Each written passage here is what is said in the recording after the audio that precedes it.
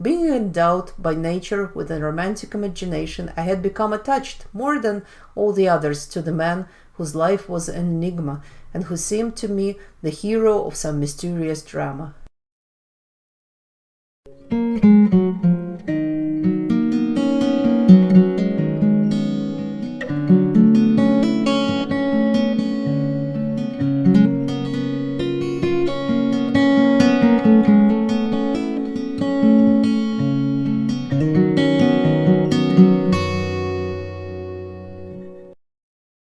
Hello and welcome to a new episode of my new Rulit series, where we talk about Russian literature and everything related. Do you remember The Queen of Spades, a novella written by Alexander Pushkin in 1833? We talked about it last time. Today we will dive into yet another short story called The Shot, also a novella by Pushkin, another dense and powerful masterpiece that on the surface is very simple, and yet you can peel off layer by layer and find something new every time. Here is how it starts. A group of officers stationed in a small town gather every night to drink, play cards, and tell stories. Does it sound familiar? Does it remind you of our previous story? Yes, in a way. However, let's look at the text itself and see if indeed we are in the same mode. One civilian only was admitted into our society. He was about 35 years of age, and therefore we looked upon him as an old fellow. Some mystery surrounded his existence. He had formerly served in the Hussars, and with distinction. Nobody knew the cause that had induced him to retire from the service and settle in a wretched little village where he lived poorly and at the same time extravagantly. He always went on foot and constantly wore a shabby black overcoat, but the officers of our regiment were ever welcome at his table. His dinners, it is true, never consisted of more than 2 or 3 dishes, prepared by a retired soldier, but the champagne flowed like water. Nobody knew what his circumstances were, or what his income was, and nobody dared to question him about them. His principal amusement was shooting with a pistol. The walls in his room were riddled with bullets and were as full of holes as a honeycomb. A rich collection of pistols was the only luxury in the humble cottage where he lived. Now, what is the most noticeable difference between The Shot and The Queen of Spades? I'll tell you what. In The Shot, we have a narrator who is also one of the characters of this story, as opposed to The Queen of Spades, which is a third-person narrative. The narrator is a young officer witnessing the event unfold in front of him, and this is how we perceive this story, through his eyes. But this is not all. The Shot was also a part of a series of stories titled The Tales of the Late Ivan Petrovich Belkin, an alias adopted by Pushkin for this book. He claimed he was just a publisher.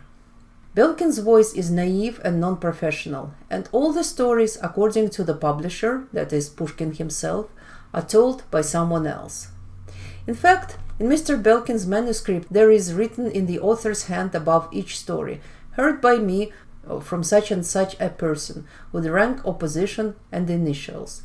We record for interested researchers. The postmaster was narrated to him by titular Consular AGN, The Shot by Lieutenant Colonel ILP, and so on.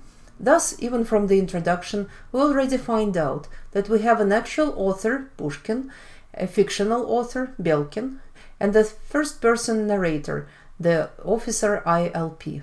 For us today, it would probably sound as something excessive and a bit preposterous. However, the writers of the 1830s loved playing these games of masking, creating various aliases and personas and mystifying readers. One of the first Russian literary journals, Library for Reading, opened in 1834 by Osip Sinkovsky, a writer and a historian. It was initially created as a playground for such games. For example, Sinkovsky himself wrote under a number of pseudonyms, including Baron Brambeus, the most famous one, but also many others. Melissa Frazier, who is an author of a wonderful monograph on a history of Library for Reading, this journal, notes that the use of editor or collector personae helps the initial text to become the shaping or presenting of someone else's words. Yeah, so in this case, the initial text is the text by Belkin. Yeah, this seems to lend an authenticity or even a documentary-like quality. Such use of not just pseudonyms but also fake personas was not limited to Russia. We see it in other cultures, most prominently in the British journal Blackwood's Magazine. The idea of a masked author was also a cornerstone of this journal. It was founded by a group of young people who concealed their names and even created a fictive editor, Christopher North, who corresponded with his bogus readers. And so the Shot, along with the complete Belkin series, was a true product of the time that allowed the author to conceal their identity and also assume a mask that they could not afford in the real life. The hero of the Shot is Silvio, a man described in that long paragraph I read in the beginning of the episode. He is older than the majority of officers, he is passionate and mysterious, he is a master in pistol shots, and is widely respected by this society. According to the narrator, Silvio takes a liking in him. Being endowed by nature with a romantic imagination, I had become attached more than all the others to the man whose life was an enigma and who seemed to me the hero of some mysterious drama. He was fond of me, at least with me alone did he drop his customary sarcastic tone and converse on different subjects in a simple and unusually agreeable manner. While being a seasoned warrior, Silvio avoids conflicts and does not talk about duels. This type of hero is usually labeled as Byronic, immensely popular in Pushkin's times.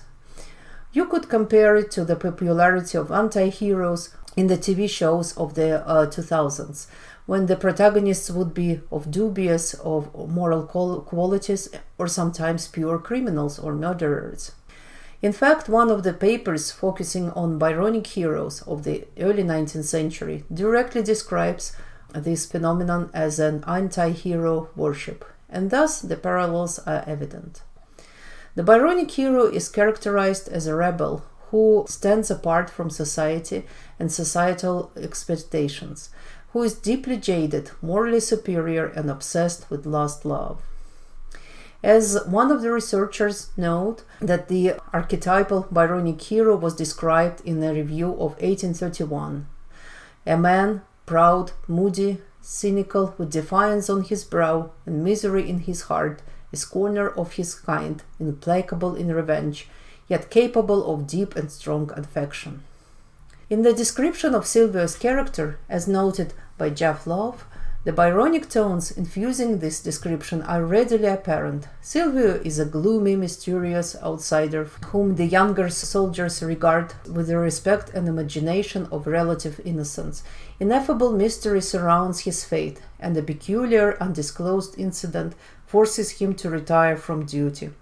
However, as he notes, the contrast between his physical surroundings and his apparent largesse with food and drink seems to underscore this ambiguity, for Silvio retains expensive tastes in his currently dilapidated world, a sort of memento of better times. Indeed, these details begin to frame the central ambiguity that runs through the characterization of Silvio as to whether he is truly a noble Byronic hero in hiding, or merely a rather petty Byronic demon. This opposition will become one of the crucial points of our understanding of this story. Is this a traditional romantic tale of anger, revenge, and passion, or is it a parody? Well, we will discuss it when we get to the main section of the shot, when an unexpected incident breaks out and Silvio's past comes to light. I hope you have enjoyed this episode. Please join me next time for the discussion of duels in Russian society and the connection of the story to actually Pushkin's life and how the duels affected his life in the most tragic way.